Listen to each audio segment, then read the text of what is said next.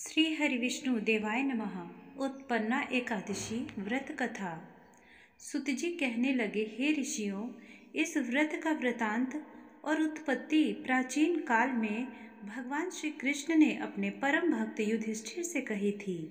वहीं मैं तुमसे कहता हूँ।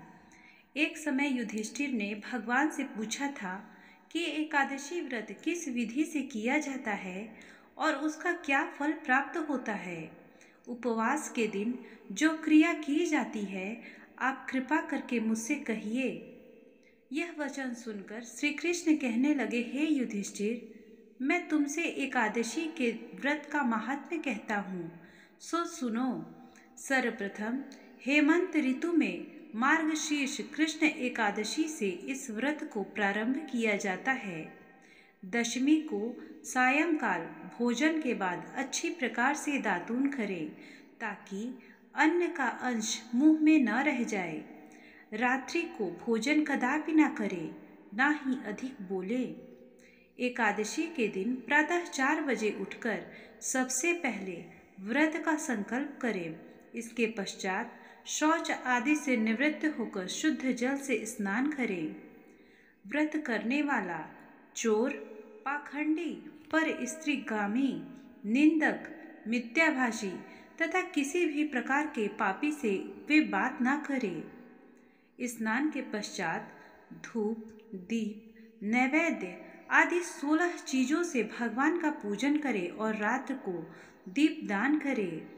रात्रि में सोना या प्रसंग नहीं करना चाहिए। सारी रात भजन कीर्तन आदि करना चाहिए। जो कुछ पहले जाने अनजाने में पाप हो गए हों, उनकी क्षमा मांगनी चाहिए। धर्मात्मा पुरुषों को कृष्ण और शुक्ल दोनों पक्षों की एकादशियों को समान समझना चाहिए। जो मनुष्य ऊपर लिखी विधि के अनुसार एकादशी का व्रत करते हैं, उन्हें शंखद्वार तीर्थ में स्नान करके भगवान के दर्शन करने से जो फल प्राप्त होता है, वह एकादशी व्रत के 16वें भाग के भी समान नहीं है। व्यतिपात के दिन दान देने वाला लाख गुना फल प्राप्त होता है। संक्रांति से 4 लाख गुना तथा सूर्य चंद्र ग्रहण में स्नान दान से जो पुण्य प्राप्त होता है, वही पुण्य एकादशी के व्रत करने से मिलता है। अश्वमेध यज्ञ करने से 100 गुना तथा 1 लाख तपस्वियों को 60 वर्ष तक भोजन कराने से 10 गुना तथा 10 ब्राह्मणों अथवा 100 ब्रह्मचारियों को भोजन कराने से 1000 गुना पुण्य भूमि दान करने से होता है। उससे 1000 गुना पुण्य कन्यादान से प्राप्त होता है। इससे भी 10 गुना पुण्य विद्यादान करने से होता है। विद्यादान से 10 गुना पुण्य भूखे को भोजन कराने से होता है। अन्न दान के समान इस संसार में कोई भी ऐसा कार्य नहीं है जिसे देवता और पितर दोनों तृप्त हो, परंतु एकादशी के व्रत का पुण्य सबसे अधिक होता है। 1000 यज्ञों से भी अधिक इसका फल होता है। इस व्रत का प्रभाव देवताओं को भी दुर्लभ है। रात्रि को भोजन करने वाले को उपवास का आधा फल मिलता है और दिन में 1 बार भोजन करने वाले को भी आधा ही फल प्राप्त होता है, जबकि निर्जल व्रत रखने वाले का महात्म्य तो देवता भी इसका वर्णन नहीं कर सकते। युधिष्ठिर कहने लगे कि हे भगवान, आपने हजारों यज्ञ और लाखों गौदान को भी एकादशी व्रत के बराबर नहीं बताया, सो यह तिथि सब तिथियों में सबसे उत्तम कैसे हुई, बताइए। भगवान कहने लगे, हे युधिष्ठिर, सतयुग में मुर नाम का दैत्य उत्पन्न हुआ। वह बड़ा बलवान और भयानक था। उस प्रचंड दैत्य ने इंद्र, आदित्य, वसु, वायु, अग्नि आदि सभी देवताओं को पराजित करके भगा दिया। तब इंद्र सहित सभी देवताओं ने भयभीत होकर भगवान शिव से सारा वृतांत कहा और बोले, हे कैलाशपति, मूर दैत्य से भयभीत होकर सब देवता मृत्यु लोक में फिर रहे हैं।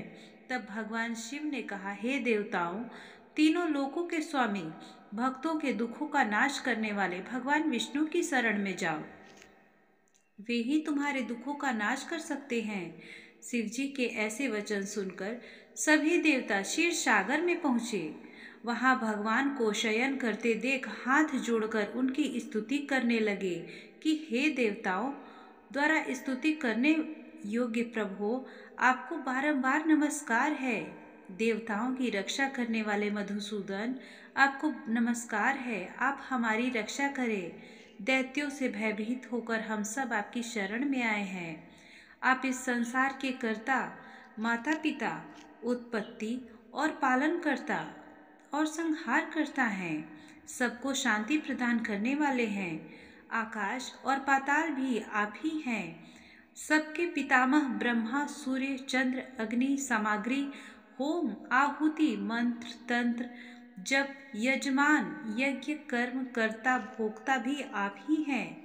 आप सर्वव्यापक हैं। आपके सिवा तीनों लोकों में चर तथा अचर कुछ भी नहीं है। हे भगवान, दैत्यों ने हमको जीतकर स्वर्ग से भ्रष्ट कर दिया है और हम सब देवता इधर उधर भागे भागे फिर रहे हैं। आप उन दैत्यों से हम सबकी रक्षा करें। इंद्र के ऐसे वचन सुनकर भगवान विष्णु कहने लगे कि हे इंद्र, ऐसा मायावी दैत्य कौन है जिसने सब देवताओं को जीत लिया है? उसका नाम क्या है? उसमें कितना बल है और किसके आश्रय में है तथा उसका स्थान कहाँ है? यह सब मुझसे कहो। भगवान के ऐसे वचन सुनकर इंद्र बोले, भगवान, प्राचीन समय में एक नाड़ीजंघ नाम का राक्षस था। उसके महापराक्रमी तथा लोक विख्यात मुर नाम का एक पुत्र हुआ। उसकी चंद्रावती नाम की नगरी है। उसी ने सब देवताओं को स्वर्ग से निकालकर वहां अपना अधिकार जमा लिया है। उसने इंद्र, अग्नि, वरुण, यम, वायु, ईश, चंद्रमा, नैत्रत आदि सबके सामने स्थान पर अपना अधिकार कर लिया है। सूर्य बनकर स्वयं ही प्रकाश करता है, स्वयं ही मेघ बन बैठा है और सबसे अजेय है। हे असुर निकंदन, उस दुष्ट को मारकर देवताओं को अजेय बनाइए। यह वचन सुनकर भगवान ने कहा, हे देवताओं, मैं शीघ्र ही उसका संहार करूंगा। तुम चंद्रावती नगरी जाओ। इस प्रकार कहकर भगवान सहित सभी देवताओं ने चंद्रावती नगरी की ओर प्रस्थान किया। उस समय दैत्य मुर सेना सहित युद्ध भूमि में गरज रहा था। उसकी भयानक गर्जना सुनकर सभी देवता भय के मारे चारों दिशाओं में भागने लगे।